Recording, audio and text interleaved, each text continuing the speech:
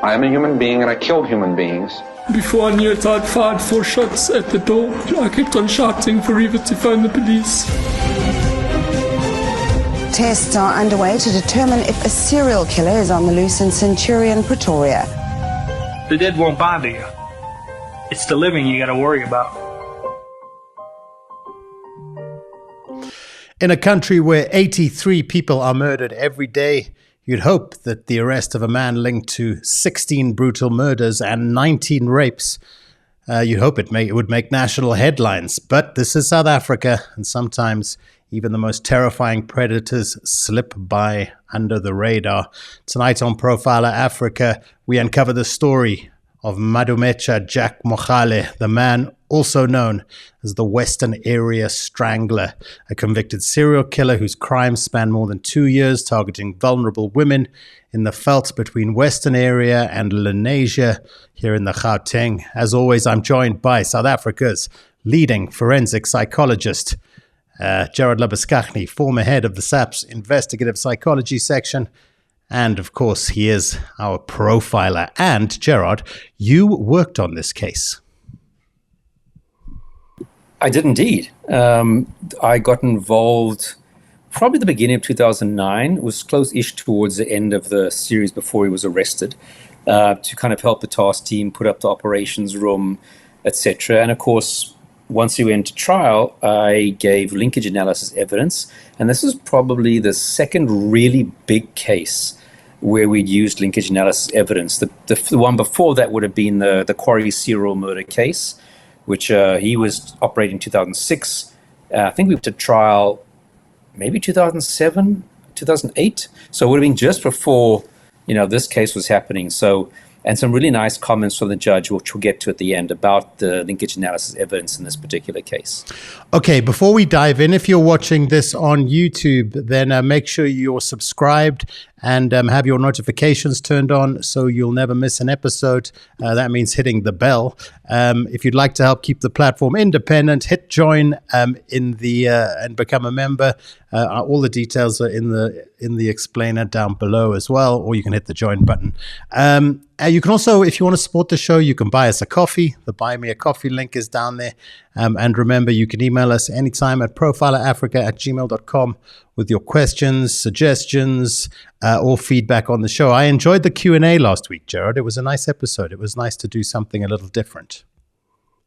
Yeah, I mean, we didn't even get through a quarter of the questions that people have so we'll have to do it again. Perhaps 2 times in a row would have been a bit much, but maybe again, we'll definitely have to do the Q&A.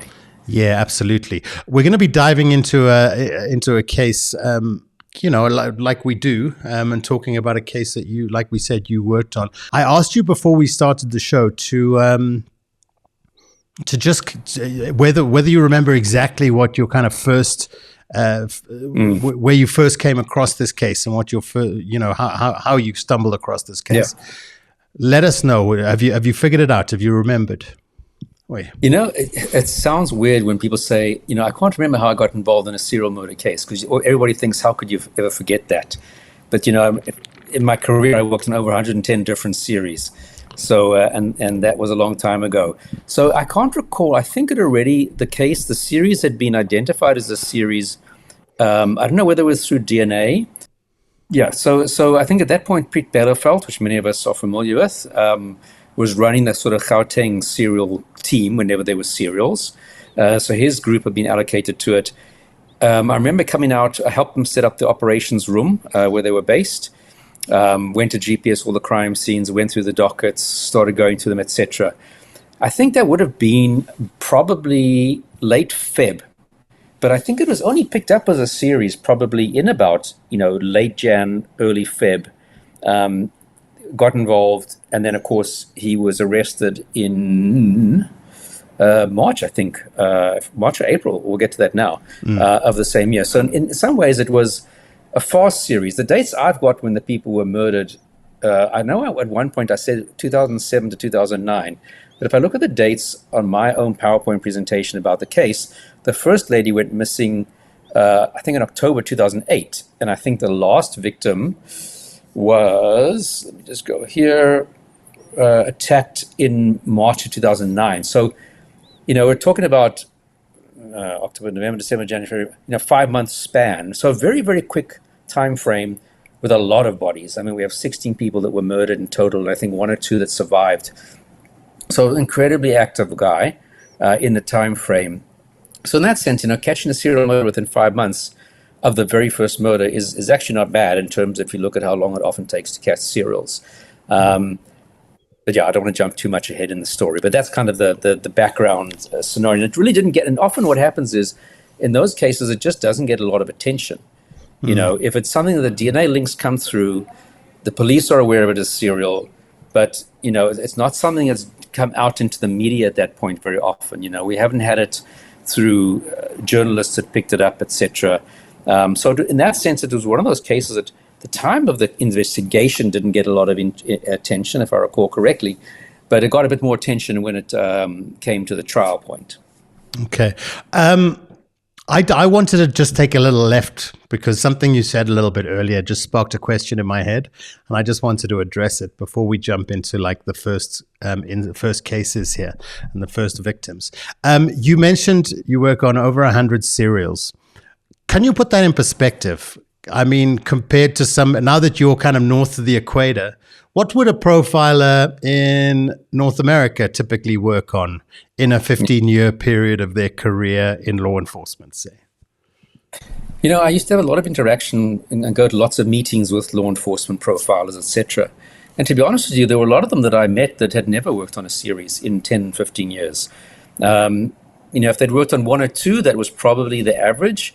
The FBI guys, because the FBI obviously can get involved theoretically anywhere in the country, whereas if you're at the LA Sheriff's Department, you're just going to be working LA Sheriff's Department cases. Probably some of the older FBI guys might have worked on, I don't even know if we're necessarily 100, but might have been probably the only people that would have come close to those types of numbers because of the fact that they potentially could get involved in a case anywhere in the US, where all the other people, your Florida Department of Law Enforcement profilers would be stuck pretty much just working on Florida cases. And also remember, law enforcement overseas, and specifically in the US, they tend to serve for 20 years. So what happens is you don't go straight into being a profiler. You would have had to work already a couple of years in your career, become a detective, become a homicide detective, and that's a huge step to become a homicide detective. And then maybe kind of get into the world of profiling. So you often find that your law enforcement profilers in the US might only serve in a profiling capacity for 5, maybe 10 years, if they have the typical term of service. So same thing with the FBI. You work for 20 years, and then you retire on a full pension. Okay. But you don't start off in the profiling unit. So a lot of these guys just don't have longevity. So when I went to go visit the FBI in, I think it was 2013, 2014, maybe 2015, for a week, the longest serving, and remember the FBI has a child profiling unit, it has an adult profiling unit, it has a threat unit, it has a terrorism unit, I think there's a 5th unit, I think a cyber profiling unit. But amongst the violent crime ones, the adult and the child one, I think the longest serving guy who'd been in the unit had been there for 5 years. So you just don't have the length of service, and you don't have the amount of cases, and you're very often limited to a jurisdictional area, which might be quite tiny, unless you're working for a federal agency like the FBI. Okay, so a number. What are we suggesting, like then, roughly? So average for them, for the average law enforcement profile, 0 to 5. Yeah, easily. I think in Europe it's even less. Okay. If you've worked on 1 or 2, that will be a lot in Europe, as if you're a profiler. So I'm sticking to my story that, I mean, just hands-on, practical experience. You've got to be one of the most experienced guys in the world as actually profiling, working on cases consistently, getting into the double figures. There can't be too many double figures out there. Too many hundred. Yeah, look, I mean, obviously, Elmary Myberg, who's still in the unit, who was there before me, joined in Ricky's days, would probably definitely exceed my number for sure. But yeah, I think outside of South Africa, there's not going to be a lot, eh? Elmary's probably the longest serving profiler in the world because of the fact she's been there since, like, I think 96. Yeah. That's like, that's what, 31 years of being in a profiling environment. That's a hell of a lot. Can't wait till we can get her regularly on the show. Might be soon if we're lucky. Yeah. That's one of those ones I keep my fingers crossed. All right. Thanks for that little indulgence. I think it's good. It's good also for fans of the page to go out there and, like, you know, when they're doing the hard sell. You know, Profiler's got the most experienced profiler in the world, guys. Anyway, let's talk MO, Gerard, and how we went from kind of bodies turning up to starting to recognize that there's a pattern here of what, you know, how this killer is approaching a victim and what he's doing to a victim. So let's talk MO and how the police put the pieces together so that you then got involved. Yeah, so if we look at it, this was basically the area, it's sort of western area, it's sort of southwest of Soweto. So it kind of bordered very close to Lenasia and then kind of moved more towards the sort of Venters. You can see there on the map a bit of Lenasia, outer line areas. I think that's the N12, that orange road that you saw that runs in between Soweto and Lenasia. And that's very common. We have our serial murderers that kind of group their crimes in certain particular areas. That's very, very common serial murder behavior. He targeted all black females. I think one lady had a child with her. Unfortunately, the child became a victim also. And then you can actually see, just to spoiler alert, right there, there's a little picture of a house. That's where Jack lived. Okay. So again, that's common pattern of them living and operating in their area of where they stay. So okay. So I mean, the theoretical areas was West End, Claybricks, Venterspost, Ankerville, Mosquito Valley, Lenasia Dam. But as you can see, that's almost like just how the map divides it. But if you look at it on a map, the geographical plottings, it's all very, very much nearby. Targeted adult black females, I think a lot still were unidentified. And his main thing, obviously, was it was a rape murder. So most of the victims were completely or partially undressed. And in most cases, I'm just going to count here, 1, 2, 3, 4, 5, 6, 7, 8, 9, 10, 11 cases, he used a ligature to kill the victim. And that tended to be the victim's clothing. So he had a scarf, we had the lady's pants, scarf, a handbag, blue fabric and underwear, pink strap, a black fabric, wire, blue fabric. So typically kind of like your Phoenix serial murderer, and I think Moses Sithole, not taking a ligature with him, but using what is freely available from the victim to rape them, and then just basically leaving them out where the bodies were found. Yeah. We've got some crime scene photographs to look at. I've got, first up, the case on the 6th of December 2008, the body was found, Gerard. So talk to us a little bit about this victim here. Now, one thing that's noteworthy here is that many of these victims are unidentified, which again is very typical in a South African series. Yeah, unfortunately, I think we have like more than half, if not more, that of our South African serial victims are never identified, and that just seems to be a very serial murder kind of thing for some reason. Yeah. Okay. All right. Okay. That lady. Yeah. So that unidentified lady. Again, the ligature in that case was her scarf. 6th of December, she was found. So of course, we don't know when she went missing. So the bodies are therefore were in kind of like varying states of decomposition. I think you flash to the sort of the next one. She had been wrapped up in a blanket, and then her body was transported. So that one is a little bit different. We believe he transported her in his car. But that one is different also in the sense that it had blunt force trauma, strangulation, and incised wounds to her neck. His main preference was, again, you often see this in your serials. They start out with one version of killing and attacking the victim, very often blunt force, and then it kind of morphs into what they feel more comfortable and happy with. So a lot of the early cases were sort of strangulation plus blunt force. Probably as he was getting sort of used to how do I control my victims, etc. And then he kind of really just settled into strangulation thereafter, and then no indications of blunt force. So we saw that also with the Quarry serial murderer. And I just think it's them getting more comfortable, more just confident in what they're doing and how to control their victims. Both of these initial bodies were found on the same day as well, both found on the 6th of December. And also the fact that they're found in December, what impact will that have being kind of height of summer here in South Africa? Yeah, look, I mean, up in the Highveld where this was, you're talking about, as we know, very high temperatures, already from sort of September, October. So really, if your body is not found within a couple of days, you have, the sunburn on the body, it decomposes very quickly. Obviously, that ramps up the decomposition, which ramps up the insects. So that really, really, really does make a difference in the decomposition. Now, interesting, the lady who's wrapped in the blanket probably would help for a little bit, but very soon as decomposition kicks in, it traps the heat. So it would speed up the decomposition. It might protect her from some of the bugs and the initial sunburn, but the blanket is going to just really help speed up, decomposition because it traps that heat. Okay. We've actually got a question from Lauren. I want to just say hi to everyone on the chat. I'm not ignoring you guys, but I see Bax is moderating the chat there for us. So thanks for that, Bax. Yeah, great to have you all with us. I see Marius and Shelley and Marlene are all with us. Hi, guys. And we've got a question from Lauren. She asked, did he really only start then? Or were there training years or practice time that he's not necessarily been accused of? Would you suspect that there was a pre-murder phase? So we obviously don't know what we don't know. And, the further back we go, we start to be impacted by how DNA was processed in the SAPS.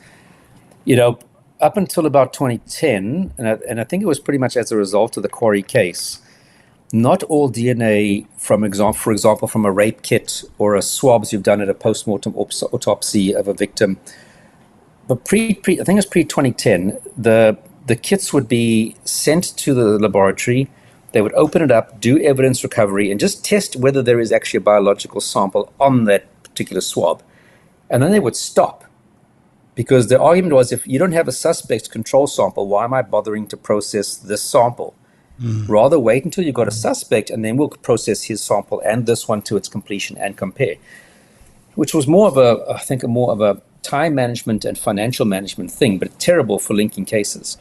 So that was part of the problem with Quarry, that we had things that weren't properly monitored and linked, etc. So this would have been pre that. So the further back we go, we didn't even have DNA as a potential linkage factor. So that kind of all influences how quickly cases come together, how we link them, when does it come to our attention, etc. Okay, fine. And then Marlene has asked a question. She's asked, sorry, Gerard, let's get back so you can see me there. She's asked a question, why is it that so many SA victims are unidentified? Again, this is something that comes up fairly regularly, but I think worth a refresher explanation. So I think in the cases, it could be, we don't know because they're unidentified, that they are in the country illegally, so they've never been fingerprinted. They're not on the Home Affairs database. They haven't been fingerprinted for other reasons, as refugees potentially, etc. So that's usually why. And that just seems to be more of a serial thing, because most of the bodies at the mortuaries that do actually get identified. But I just think maybe because of who serials are targeting. Of course, stated decomposition can, the easiest and cheapest way to identify someone is fingerprints. The more decomposed you are, the more challenging it is to get your fingerprints. DNA and dental records only help when you have a potential idea of who the person would be. So there's no national dental records database. It's if you think that body is Gerard, you go to Gerard's dentist and say, can you please compare those x-rays to our post-mortem dental x-rays, and do they match? But there's not like a national dental records database. There's not a national DNA database. So those are wonderful tools, but you have to have an idea of who it could be, or you might be able to, through familial links somehow, I guess, maybe identify the person. But that's why fingerprints, there is sort of a generally national database of all South African adults, potentially not so much for foreign people who are in the country legally. Katzen, we see you and we appreciate you. Now, the fact that we don't know who the victims are necessarily, and it's difficult to identify, is a factor that, there being no... How do the police then go about connecting the dots in a case like this? Surely, Gerard, we're getting multiple. We found two two women murdered on one day in the same place, and there's clearly like, you know, a lot of connective elements here. So surely this is going to be big news immediately, and that's going to be something that's maybe going to help us to identify the cases. Just media attention. Yeah, no, not really. No. You know, we have a high murder rate. An unidentified female found in the veld. You know, no, it's not going to get a lot of, probably wouldn't even be on the news, to be honest with you. So that's unfortunately the murder rates. And quite out of interest, I was looking at in the whole of Canada from January, was it January to the first 3 months of the year? I think it was 3 months. In the whole of Canada, there were 37 murders. We have 72 a day. So unfortunately, murder is not big news in South Africa. No. So no, that's why these things often don't necessarily get, you know, unless there's a journalist who gets a call from a cop, hey, we found 2 bodies, 2 separate females, you know, we think it's a serial, it's not going to get in the media. Yeah. Now, why is there a big jump here, Gerard, from the December 2008 cases? Sorry, no, that's not too big a jump, actually. Sorry, what am I saying? So No. then we jump, to right. 2009 January. Let me bring that up. So 6th of Jan 2009. So it's actually exactly a month apart. And I'm going to bring up the again. Sorry, guys. You know, we do have to blur these images for the YouTube folks because they are very, very finicky about demonetizing content here on YouTube. So, but at least you get a sense of the type of environment where the body is found, the type of, you know, just generally how the bodies are left. I mean, there's, apart from the actual act, are there any other behaviors here that you're seeing? Are you seeing any posing, any particular mutilation of body parts, or? No, it never struck me that there was any intentional posing. It's kind of like they just left how he left them. You know, but we've got here, she was quite decomposed, unidentified lady, unfortunately, and partially naked, strangulation with a pink material. So, yeah, I mean, again, just the scene that I think that the initial cops would be going like, well, geez, we don't even know who this person is. This is a non-winner, a non-solver. But I mean, it is, as you can see in this case and other cases, you know, you don't have to identify the victim to solve the crime and convict someone of murder. It's helpful if you do, because you can find out where they were last going to, you know, who were their friends and associates, did they have a cell phone, et cetera, et cetera, et cetera. But it's not a requirement in our law to know who the victim is before you are able to get a conviction. Now, what's interesting, I was once in Swaziland helping them with the murder series. And we got into that series quite late down the line. There was a team of us, Elmery, myself, and I think 1 or 2 people from forensics went along. And we said, you know, can we see the autopsy reports? And I mean, these murders were already months before we came on the scene. And they said, no, we don't do autopsies unless we've identified the victims. Which I thought, like, okay, I don't even understand how those two have anything to do with each other. How is knowing who it is necessary for an autopsy? So it was quite interesting how different places do things quite differently. You know, your forensic evidence, the body's decomposed. It's just like, so how can you prove it's a murder if you don't do an autopsy even? It just was bizarre, but that's in different places, different rules. Okay. I just wanted to bring this up here again. Just a nice message I think deserves a call out here from Piet Skuman. For the folks in the Waterberg and Limpopo province, Thursday, the Boeremark trial, the High Treason Club book officially introduced at Sanador's Equestrian Center. I'll bring that up again in Bospoort, Byleveld, 6 for 6:30. So get along, guys. That sounds like fun. Thanks, Piet. You're in Byleveld. Thanks, Piet. And actually, Scott, did we see earlier there was another Boeremark? I think someone who said his father was the last guy to be arrested, and he thought our show was really great about the Boeremark. Oh wait. Here we go. We've got Boiling Frog. My father was a part of the Boeremark trial. It was a great episode. He was the last one to be caught. Okay. Well, I'm glad you. Yeah, do you think those Oaks and Tolly actually would go for a beer? I mean, do you think they'd get on with each other? You know what I mean? Like professional, I don't know, some kind of, I guess Tolly wouldn't, but maybe that's the wrong way to ask the question. But they would have a respect. They would have a respect for Tolly in this context, I would imagine. Anyway, I think so, but yeah. Okay, so we have 3 victims. The one thing I wanted to ask you, as you see that this is a typical victim that's kind of like found in a bush area. So you anticipate that whoever the perpetrator is here has sourced their victim and potentially kind of walked them to a secluded spot where they can then commit the act. Would a part of the typical investigation right from the get-go be, listen, we can see that this is possibly a pretty typical modus operandi here, pretty typical kind of South African serial. Let's look at where the obvious traffic points are for people. Where would people congregate and then come into this more remote area? Is that? Because that you got the N12, which is a very busy road going to Potchefstroom and in sort of past Soweto, etc. Then there's lots. It would be very difficult. There's so many points around that area, so it might look on the map like a kind of deserted area, but it wasn't as deserted, I think, as the impression that the map creates. So a lot of human traffic out there. Okay, fine. Okay, so then we have a succession of kind of 3 cases, which I don't have images for, but we have the 27th of January. I mean, he's really going for it. The 22nd of January is what so disappeared on the 22nd, found on the 28th. So we've got 27th found, 28th of January, a body found. So basically we have 3 bodies found in 2 days. 28 Jan, 27 Jan, 23 Jan, 23 Jan, 29 Jan. Really? Wow. And then jumps to March. So really 6-7 bodies in the space of a couple of days. And that's probably, I would assume that's when that came to the attention of the police and Piet Byleveld's team, and then that led to me also getting involved at that point. That kind of gels with what I can remember. Because I know I'm at the autopsy of the lady on the 9th of March. I'm definitely at her autopsy.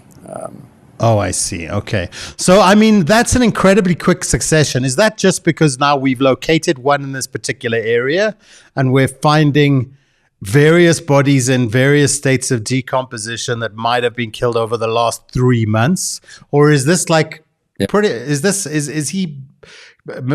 these murders happening like over the space of 2 weeks? Because it sounds like hard work. Yeah, if I'm looking at them, 1, 2, 3 were found at the scene, and the bodies were fresh, if you want to use that terminology.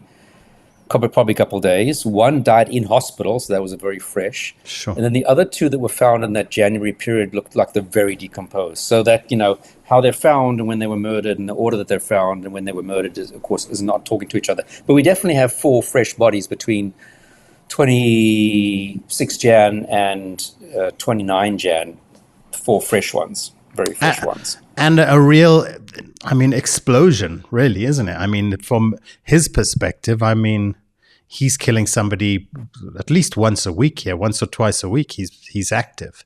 Yeah. And it was only those ones and the January ones is where we start to get the first DNA. So the one lady from 27th of Jan, there's DNA. Another lady found on the 28th of Jan, there's DNA. The one who died in hospital, there was DNA. So I'm just quickly scanning through it. I think that was the only ones out of all of these where there was DNA. So again, DNA isn't going to be your golden bullet to solve the case, unfortunately. No. Anne-Marie Swanepoel asks, good evening. Is there a reason that serial murders operate within the area that they reside? So it happens all over the world. It's quite well known. And they actually developed a theory of profiling called geographical profiling, which looks at that very thing. And you'll just get very similar patterns, like a donut pattern, where the suspect commits his crimes all around the donut, and you sometimes find that he lives in the middle of the donut, so he has a bit of a distance from where he stays, and then he has this distance that he's prepared to travel. And that's going to be influenced by things, whether you're on foot, like most South African serial murderers are. They don't tend to have vehicles, so they kind of stick to a smaller geographical area, versus people, even South African serials that do have cars, do tend to go much further when they commit their crimes, like the Sunday rapist is a good example of that. Yeah. Okay. Lauren points out that we have such a transient society. Think of young women coming from the Transkei, Free State, Limpopo, rural areas, staying with not close family. They don't have ideas. They're born in rural areas. Yeah. Okay, here's a good question. Do we know much about well, I mean, I think we'll cover this when we speak more about Jack once we've wrapped up the cases. We'll talk a little bit. We do have some. We don't have child info, but we do have some historical info. Yeah. Yeah, some of his historical how he came across the police prior to this series. Under their fingernail. Okay, let's go back then to our next victim, and I've got an image here. So next one we've got 23rd of Jan. So one of that little cluster, and we've got a couple of images here from the cluster. So I'll just bring up the next. Okay, there we go. Okay, so here again you can see, so fairly decomposed. Here, I mean, not to get too graphic, but the face in particular has, now would this be a case of wildlife also?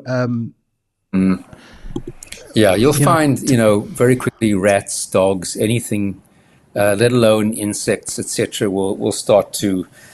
So certainly in this case, mainly you can see the head is exposed. The rest of the body seems covered-ish, which would make it a little more difficult for animals to start there. So the easiest places to start would be the face, and small things decompose usually quicker, like noses, ears. Those are also the bits that get targeted by insects. Insects like flies, love to lay their eggs in the nose, in the ear, in the eyes, anywhere where there's sort of moisture and a bit of a cavity out of the sun. They will tend to lay their eggs, and sort of that's where the maggots go. Yeah. This was a very decomposed body. Again, was this one of the non-identified? Yes, also unidentified, found near the dam in Lenasia. Sorry, wait, no. Yes, that was. Oh no, found in Anchorville. This one was Anchorville. Ligature strangulation, cause of death. Now, the earlier victims, there definitely seems to be a bit more effort to hide the bodies. He's kind of covering them up at least, or wrapping them, or a little like one was wrapped, some leaves thrown over, but you can see as the later ones, they don't seem to have anything really particular covering them. And again, at the end, that could just be confidence, arrogance, confidence. He just doesn't care, to be honest with you. Yeah. Okay, and then we jump ahead, I mean, only a few days to the 29th of January, and again, unidentified, near West End Clay, multiple head injuries, stab wounds to stomach here as well. So she died in the hospital, yeah. So are we seeing, him trying out different tactics here, different methods? It can also be, look, I think they have their preferred method, and Jack definitely prefers strangulation with a ligature.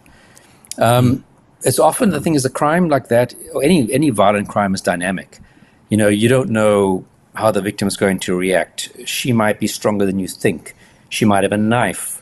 You might slip, and suddenly you're losing control of the situation. So you just want to bash them on the head first and then strangle them. So, we have to be careful that the dynamics of the crime scene and how it unfolds can cause the person to deviate from how it would have worked in their fantasy, and that's very important to remember when profiling or when doing linkages, to say that the fact this thing doesn't look 100% the same doesn't mean it couldn't be the work of the same person, because it's a dynamic situation.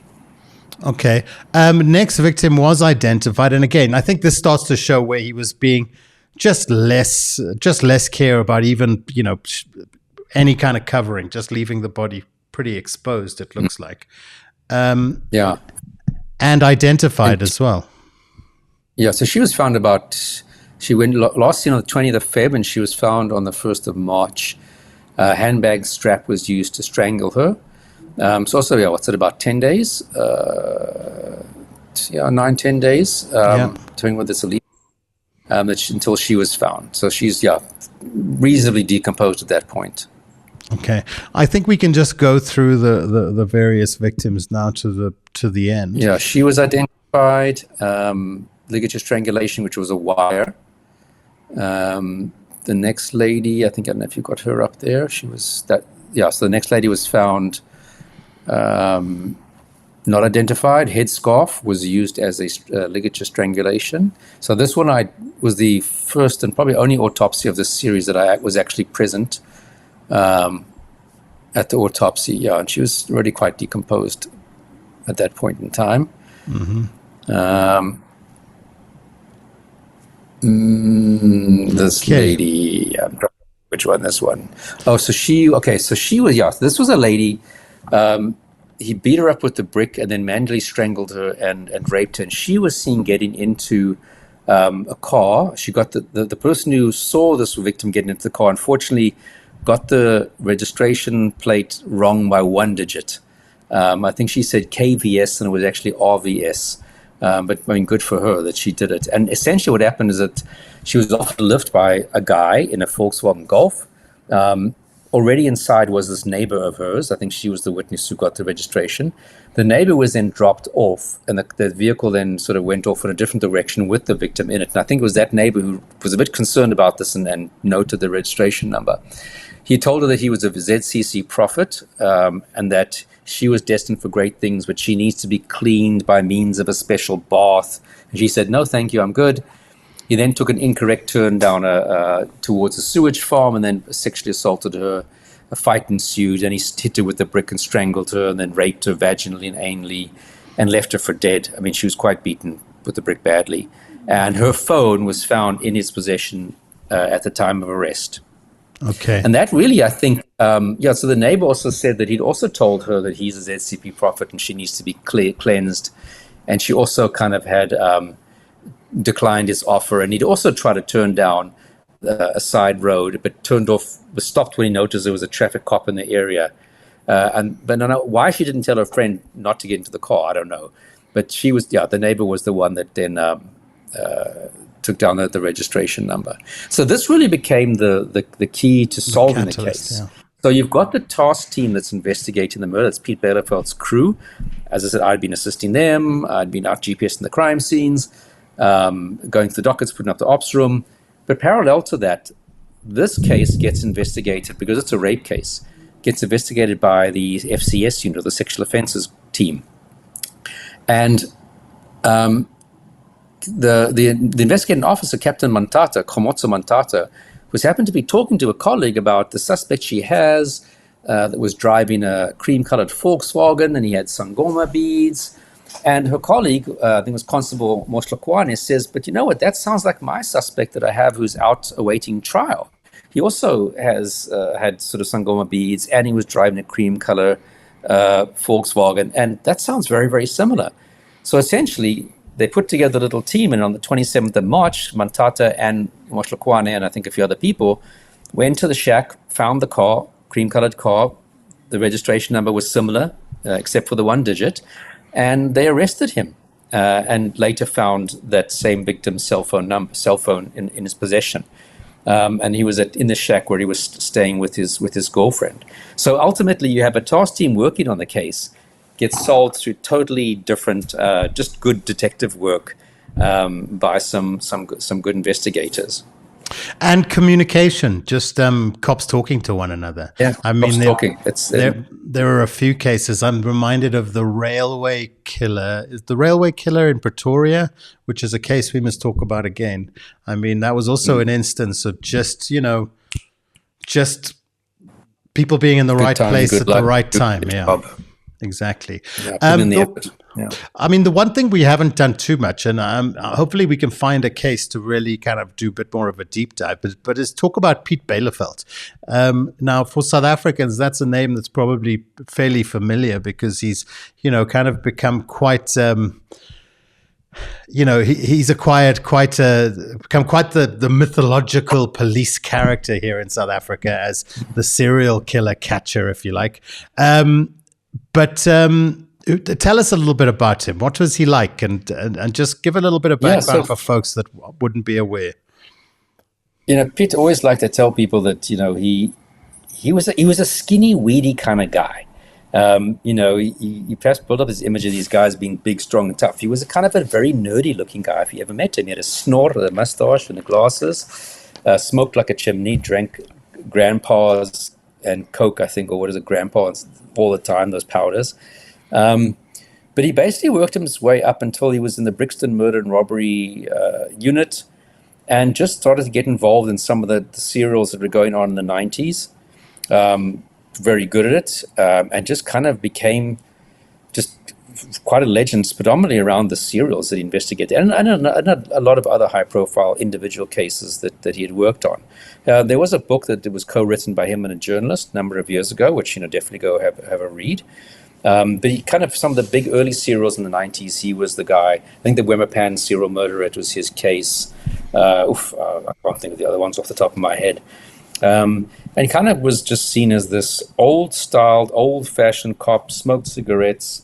And as he always liked to say, I think he had him a trick. He said, I don't have an education, but I'm just a hardworking, apply my brains, and that's really what you want. I mean, having a degree doesn't make you a good detective, that's for sure. Having a detective mind makes you a good detective. And Piet died a good couple of years ago now. I think it's maybe 4 or 5 years ago. I think Piet passed away. Eventually, he was promoted to the rank of brigadier, which I think was very well deserved, and of course brought a lot of positive attention for the police as a result of his cases that he investigated. And had a great team of people that worked with him. That's another thing we have to remember. Mike van Aert, who took over the Oscar case, Mike worked with Piet for many years. Shezi Magina, they worked with him for many years. So he did have a really good team of people who worked with him, which don't often get the same level of acknowledgement. And a dying breed. It's kind of like these real lifer cops who are, on a murder scene today and then in the grave tomorrow. Yeah, that's true. And he always wore a suit. I mean, even if on the weekends the legend was that he would be mowing the lawn and he'd be wearing his suit. Okay, great. That's awesome. Got a nice message here from LA2811. My ex-boyfriend is serving a life sentence at Sun City. On one visit, he pointed to Jack and said, "That's Jack. He's a serial killer, but the nicest guy." You'd never say he was a serial killer. But most of them are like that. Exactly. Yeah. Let's see if we've got any other good. Was he severely angry? I mean, a lot of anger here. I mean, I think when you eventually caught him, was that one of the central, when you're profiling, and there's actually a question that came up that maybe we can go back to, which is this one. Let me find it. From Ishara. Hi, Gerard. Have you ever been wrong about a suspect's profile? And what are the chances of that happening? So, Yeah, for sure. I mean, profiles are not 100% fact. You're trying to put together a picture from incomplete information. But the point of the picture is to try and at least help point the direction the investigation in a certain direction. So that's why we always say that a profile is never evidence to be used in court. Lots of people can fit a profile. So you can't say, well, the guy you guys caught, he fits the profile 90%, it must be him. That's why we never ever testified about profiles in court, because they are not that, they're not DNA, they're not a fingerprint, So yes, I mean, I definitely had one where a young woman was found naked, lying face down on her bed, stabbed multiple times in the back, but also stabbed in and around the vagina. And nothing was taken from the house. So we really all thought that this was a very personalized attack. We were thinking in the lines of the boyfriend. It turned out to be some random dude who broke into the house and found her there. And admitted to the crime when eventually they tracked down the cell phone. He's like, oh, yeah, I got that from a woman I killed in this particular area. So there, the profile was looking, the crime scene was saying this is more of an interpersonal violent crime as opposed to a stranger crime. So sometimes you can be following the right, not the right theory, but the right way of analyzing it and still be wrong because it's human behavior. So yeah, for sure. Okay, cool. All right. Maybe just take one more question. And we kind of touched on this, but Kelly Nicole Smith, first of all, Kelly said earlier that we started her dream channel. So Kelly, well, you're always welcome to drop. I think Kelly might have dropped us a mail, actually. If you did, we will respond. We do try to get back to everyone. But what type of serial killer would leave his victims the way that these women were displayed? Most do. I don't think he was intentionally displaying them, like killing them and then putting the leg here, putting the arm there. We sometimes get that, not often. I think they were just kind of left because he doesn't care. It's after he's done with them, they're trash. It's kind of this consistent with the theme for the whole crime, is that I don't like women for whatever reason. I think they're trash, and I'm going to leave you lying out in the open like a piece of trash. So we don't often get the actual posing, which is a specific after the murder way of wanting to leave the body so it's discovered. So the case example of that would be Colonel Jan de Lange had a case many years ago in the early 2000s when a young woman, sex workers, were being murdered in the East Pretoria West.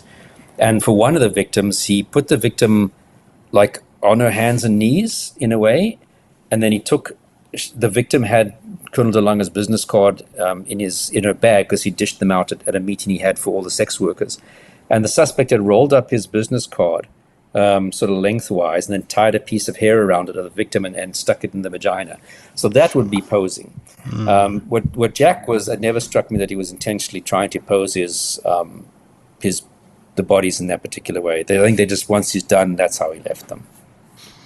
Okay, I'm going to just take one more question here, again from Kelly Nicole.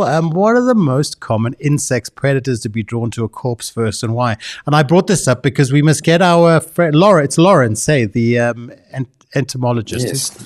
We must invite him back to come onto a podcast and talk all things bugs with us.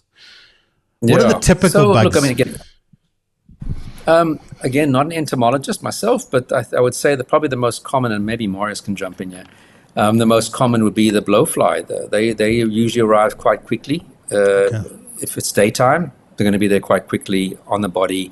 Think about it. If you have a braai and you leave meat out as you're getting ready to braai, there's going to be flies there very, very quickly. And then as the body decomposes, different insects will come along, skin and hide beetles, hair beetles, and different types of insects arrive at the scene. Smaller things like rodents, I guess that, I'm not too sure how quickly that might just be more coincidental if they're around. But flies, man, they find anything very quickly. In the next few weeks, let's do an episode on this because this is a fascinating aspect of forensics that I think is worth a revisit. And like I say, we've got a great guy to speak to on that. Again, another interesting question. Can you just circle back to the lady that dies in hospital? So that means she was found alive. How and by whom? Was she able to give any details? That's a good question. I mean, then, would the police be kind of primed to be like, okay, we've got semi-consciousness here, we need to get information out of her? Or is that only going to happen after the medics have done their thing? Offhand, I don't know whether they were able to get any information out of her. If I had a little bit more time, I could try and dig and have a look.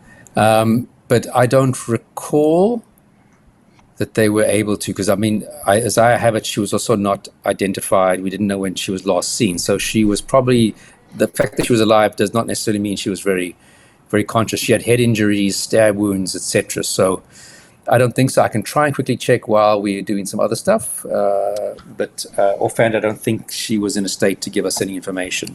No, I'm also just curious. I don't think we have to get too specific on it. If we don't have the answer at hand, we can always maybe circle back to it in another episode. But or just kind of, you can do some research during the week and we can answer that question fully next week. But it's just curious to know, what the police are instructed to do when there's a victim who's like, in the ambulance, and this person there's been a clear attempted murder at that stage here.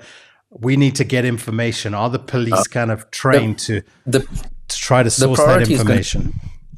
The priority is going to be saving the person's life, so they probably wouldn't interfere too much. much. Let me see. I've just found the summary. Okay. Unknown victim admitted to hospital. Because also, I mean, if she's found and the ambulance arrives first, they're going to take her to the hospital. They're not going to hang around waiting for the cops. So it depends if someone first found the ambulance, So I'm just trying to see here. 20 February, the inspector did not want to interview the victim. I like this comment from Marius. He says, Byleveld loved his Coca-Cola, and I'm pretty sure that's a different kind of soft drink than the ones the cops are always asking for these days. I'm guessing that one had a bit of clippies in it. Yeah. So it looks like she survived for a while, because remember, she was found on the 29th of January. I have it here, 20 February. She died on the 19th of February. So she was in hospital for a while, but it seems like the police didn't interview her. Okay. Yeah, they didn't get a statement from her. Okay. All right. Well, question attended to and well considered and answered. I'm just going to carry on with a couple of questions here, and then we must get to just what the linkage analysis looked like, and talk a little bit about Jack himself. Because again, Chris, some of the stuff that, we're always bemoaning, do SAPs have the docket cases electronically captured? It would be very useful to have a system that can cross-reference cases and highlight notable details. Wouldn't it just, Chris? Gerard? Yeah, so at one point they were trying to at least scan dockets so that they wouldn't go missing as easily. That didn't work. But you don't really want to have a paper system that you're then scanning. You really want to have, from the start, an electronic system. And we just don't have that. Just as simple as that. Okay. Let's talk a little bit about, so we've got Jack caught. Anything noteworthy to point out around his capture? And then we can just talk a little bit about the linkage analysis that you put together and just look at what a summary of the similar features. Yeah. So, one of the things Jack kind of said in his early days after his arrest was, he said this about Captain Montata that found him and arrested him. One day I will be out of custody and you will be the first person I will rape and murder. So he was definitely not a polite person. No, some of the pics of him in court, he's definitely got a confident swagger about him by the looks of it, like a cockiness, a bit of a bit of a chop. Well, a lot of a chop if you add the murder. So let's talk about these similar features then, and your linkage analysis a little bit, Gerard. Yeah, so jumping into my linkage analysis, Yes. The main things was obviously it's adult black females. The geographical area was quite close by, even though it looks like it's different suburbs. As I said, how many strangulation, 13 of the 16, of which almost all of those had some kind of a ligature. Sexual theme to all of the cases. So that, again, using a ligature is not a very common thing. To be honest, most strangulations are with your hands, what we call manual strangulation. So that's really helpful from a linkage point of view, and the geographical location. So, if you can link your suspect to one of those with DNA or a cell phone that you've recovered, essentially the linkage analysis will do the rest for the other cases. And that's ultimately what happened. The judge says, we've got evidence in different categories here. And I think this went to trial in 2011, because I see my report is dated 2011. And basically he's, the evidence is classified into 4 categories. First, where there's direct evidence. In other words, the cell phone that they found belonging to one of the victims. What else? Eyewitness evidence. Then there was circumstantial evidence. Then there were cases where there's circumstantial and similar fact evidence, which is the linkage stuff. And then other cases where there's only similar linkage evidence. So that's kind of the 4 different categories that we would have at the time. And linkage analysis, again, we use it to comment on the behavioral similarities between cases. So in your linkage analysis, I don't take into account DNA. I don't take into account fingerprints or ballistic evidence or other physical evidence. I'm purely looking at the crime scenes, essentially what's left behind, the behavior exhibited, the victimology, the circumstances of the crimes, to say, do I believe that these are similar enough to say that they are the work of one or not individuals? And that's ultimately what that evidence was. And like I say, this was a second really big case where it was used, and also with 16 victims, like the Quarry case, which I think was also 16 victims, roughly. And the judge, so obviously we had the Quarry judgment to refer to and give to the judge, because if a previous high court has done something and praised it, that's really cool to give to the next high court trial. So the judge really had my report. He had this plus I think another case where we used it that was very positively commented on by the judge in the judgment. And yeah. What's nice about this is you can just kind of see at a glance that this should be compelling evidence, and it should carry weight in a trial situation. Yeah, definitely. I mean, for me, the ligatures is the most perhaps crucial part of the whole linkage evidence. The victimology, the age and the race, etc. Yes, but I think that using of a ligature was really, really very, very specific. So ultimately, I said that 11 cases were without a doubt the work of one offender, and there were 5 that were possibly the work of the same offender. So different levels of. I can't tell you 90%, 80%. It's not that kind of stuff. Yeah. Okay. Now tell us a little bit about. Oh, sorry. You want to? Yeah. So just in terms of the trial, that he didn't really question many of the experts who testified. I don't even recall that I had any questions. So he left it uncontested. Now, if you don't contest evidence, you've said you agree with the evidence. That's how courts work. He testified in his own defense. He was not ridiculed, but he was torn apart in cross-examination. At the end of it, the judge said literally, you're the most useless, literally you're the most unreliable, chopping and changing. We can't believe a word you say. Nothing that you say is probably true. He didn't call any witnesses himself. Most of the things he denied, and he contradicted himself. He claimed consent for some of the rape cases. He said the police planted his DNA. They found a used condom at his house at the time of his arrest, and we planted his DNA in the 3 or 4 cases where there was DNA at the scenes. He clearly doesn't understand how DNA processing works and evidence collection for DNA cases, etc. But that's his own problem, not ours. Claimed he had an alibi but couldn't produce one. So didn't help himself, but it was a hopeless case for him to try and win. I've got his personal history. So what's interesting here is that he was 41 at the time of the first murder. So much older than the typical serial murderer, who's about 29 on average when they start. Now, of course, like somebody mentioned earlier, we don't know if we did other things earlier prior to this, because like I said, DNA system wasn't working the same. Beyond a certain time, there wasn't DNA, history in South Africa, policing. So could he have done other stuff? Absolutely. So he's a bit older when he had the murder series that we know, the average person. He was living with his girlfriend, said he had 2 kids. I think they were 12 and some very young kids. Dropped out of school during grade 12 or matric, and essentially was unemployed and would use his girlfriend's car, that Volkswagen Golf, as an informal taxi to pick up and drop people off. Okay. So now looking at his background, this is where it becomes interesting. It's back in 88, he had a conviction of rape, sentenced to 7 years. 95, 2 house breakings and a trespass. 96, rape again, sentenced to 10 years. Clearly didn't sit very long, because by January 2010, even in our cases, 2008, he was already, that would have been 10 years. Sorry, my typical psychologist, terrible. And then even while these trials was going on, he was convicted of 12 counts of fraud. I think he was falsely selling pieces of property to people, and he didn't actually own the property to sell. I think it was the city council's property. And so that was Jack's background. So definitely this sexual violence background. A jack of all trades. What did you get a chance to speak to him? I did not get a chance to speak to him, no. And for the linkage analysis, it wouldn't have been necessary.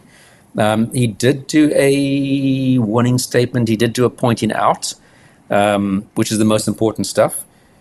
He claimed later, of course, that he was forced to sign the warning statement.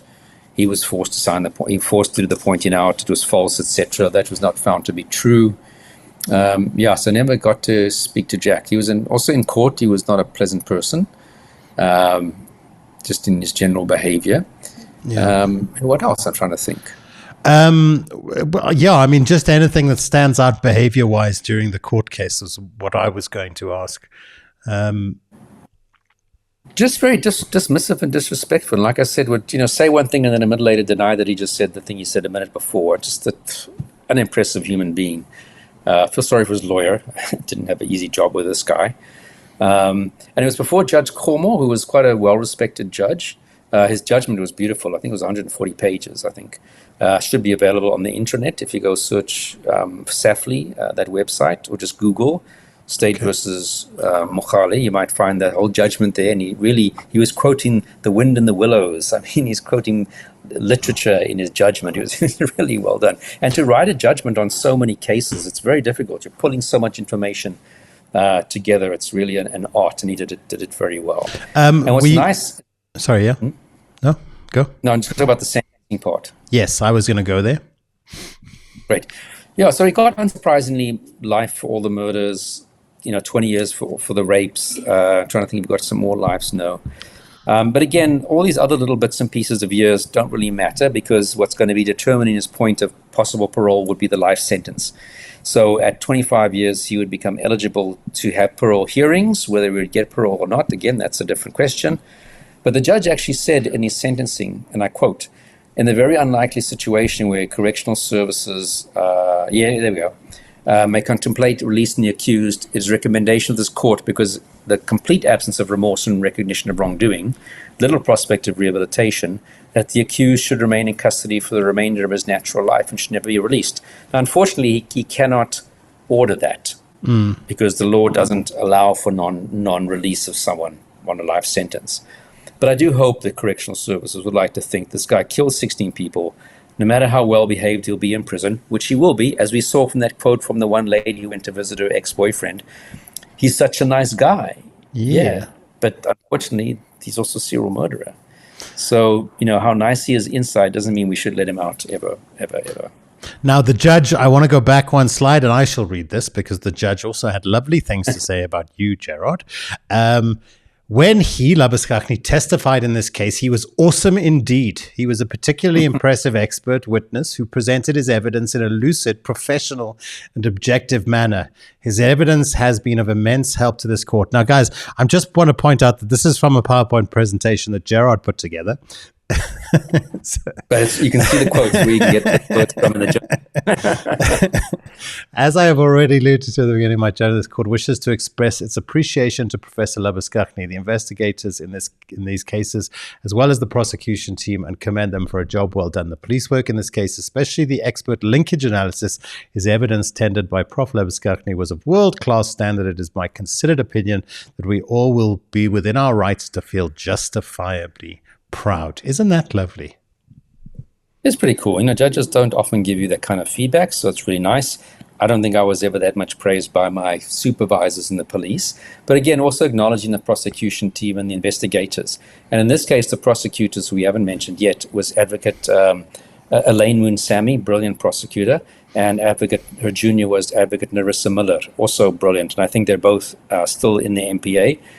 Doing their fantastic work. So good credit to them to put this case together in the way they did, and to prosecute on all counts, even when you don't have physical evidence, and to use the linkage analysis as their method of trying to secure convictions on those cases. So, a lot of prosecutors would say, well, let's just prosecute him on the 5 where we've got DNA and the cell phone, and maybe he confessed to this 1 or 2.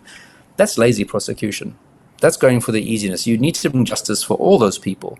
And that's why, that's good prosecutors would do that. So it's really great. Okay. Okay. Well, then that, folks, is the case of Jack Mogale, the Westonaria Strangler, who thankfully is spending his time being a nice guy behind bars. He can be as nice a guy as he wants as long as he's locked up, is my opinion. Yeah, okay. Absolutely. Or as bad as he wants if he's locked up, to be quite honest with you. I'm sure that, we must talk about the correctional services and unpack in a little bit more detail what prison life is all about, and what the prison system is all about, and what some of the challenges are there, and what life is like in a South African prison. I think it's something that we should also look to cover on the show as well. Gerard, I know you got to get back to work because it's like 2 a.m. in Canada. It's midday. It was like 2 a.m. though. I was up early. Kelly Nicole has asked, we're going to take one more question from Kelly Nicole here. Hi, Gerard. What is the first thing you would do when you arrived at a murder scene? This is in terms of what would you look at and how would you start your profiling? Sure. Going for the secret ingredients here. Yeah, look, I mean, I think it's the same thing that any good detective would be. What's the circumstances? How easy is it to get there? Is this a secluded place? Why would this person be here? Obviously, who is it? What was the cause of death? Is there stuff stolen or not? If there's obviously things like cell phones and handbags, then robbery wasn't the motive. What sexual behaviors was performed on the victim or to the victim? Those are the kind of things that you'll go through sort of at the first phase, trying to figure out what's the motive for this crime. Is this like I said, a financially motivated thing, or was this a sexually motivated, or was this an anger motivated? And who would be angry with this person? Does it have extreme violence, which could be an interpersonal murder, like a boyfriend who killed a person or an ex-boyfriend? So that's kind of where your brain starts to go. And the weirder the stuff is, of course, then you have to do a little bit more thinking about why someone would want to stab the eyes out or mutilate the body, etc. And Rachel has asked, would you guys look at unsolved cases and give your perspective? Like Inga Lotz. I mean, this is something we've discussed. What are your thoughts there? Yeah, I mean, it's always a question of what information do you have, because I'm not one who likes to contribute to conspiracy theories, because it's so easy to run down that rabbit hole. So it would be a case of what credible good info do we have that we could then moved out of shot here, that we Sorry, could look that was at. me. So that's usually the biggest thing. And also unsolved cases, as an ex-cop, I'm always anxious about, could I be interfering with possible investigations that still are ongoing, etc. So that's always an anxious one. And actually, I actually was involved in Inga Lotz's case at the time. And thank you for the contribution, Rachel. So we can talk a little bit about Inga Lotz, I guess, then, if you've been a bit involved. So we can put it on the to-do list. I think my answer to that question is that it's definitely something that kind of in the plans for the channel and for, our mission here to really create some interesting crime content. But these ongoing cases just require that kind of deeper level of research that I think we need a bit more of a team around us. You know what I mean? I think people must realize that we're quite a tight crew that work on on Profiler here. So kind of all of our time and effort at the moment goes into doing what it is that you currently see on the channel. And as we grow and as you guys help us grow and support the channel, then we'll be able to look at these things more seriously. For example, I mean, it's one of my dreams to kind of just revisit the Gert van Rooyen case, for example, because I was just and of course a young man in Joburg. At the same time, we have day jobs that we have to use to try and earn an income and pay the bills. That's Well, exactly. Look, maybe we can start trying to solve some Canadian cases. Well, we also have the problem of geography that you're no longer on the continent. So anyway, but it's definitely something that's kind of in the ether and something we want to kind of turn our minds to when it's feasible. So yeah.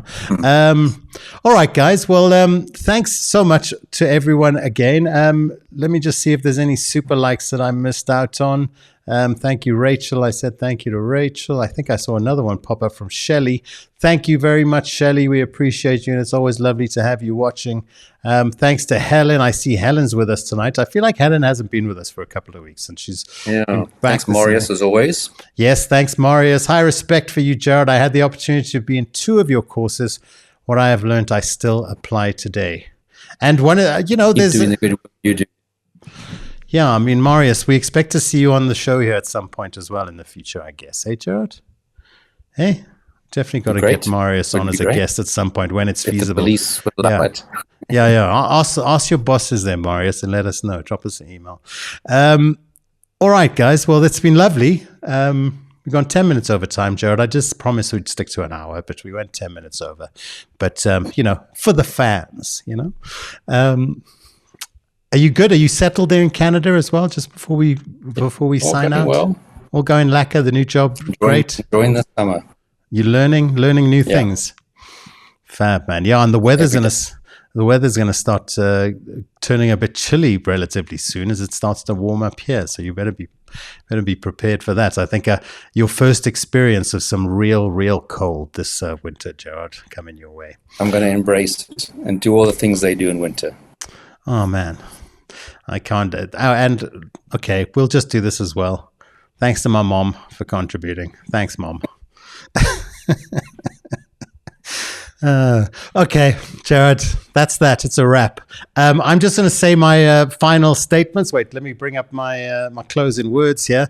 Okay, so that's it for this week's episode of Profiler Africa. A massive thank you to you, Gerard, as always, for your insight and for your honesty. And, just for making the time to share your, you are the most experienced profiler potentially in the world. So we're so lucky to have you. Don't forget to subscribe, click the join button if you'd like to support us, or you can buy us a coffee. There you go. I think there's the link there. Bada bing, bada boom. I can also bring up the QR code if you want to scan that. You're welcome to contribute. Just a reminder, on Thursday at 8 a.m., we premiere the Episode 12, which is the final episode of Series 1 of South African Serial.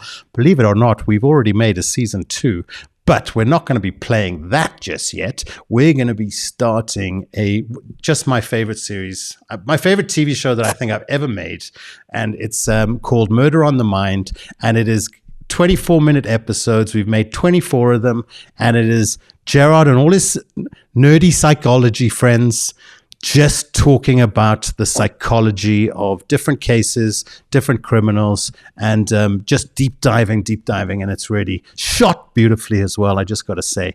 And we'll be starting that, probably have a bit of a week's break, do some promo, get the build-up going, and then we'll be starting with a 24-episode series of Murder on the Mind.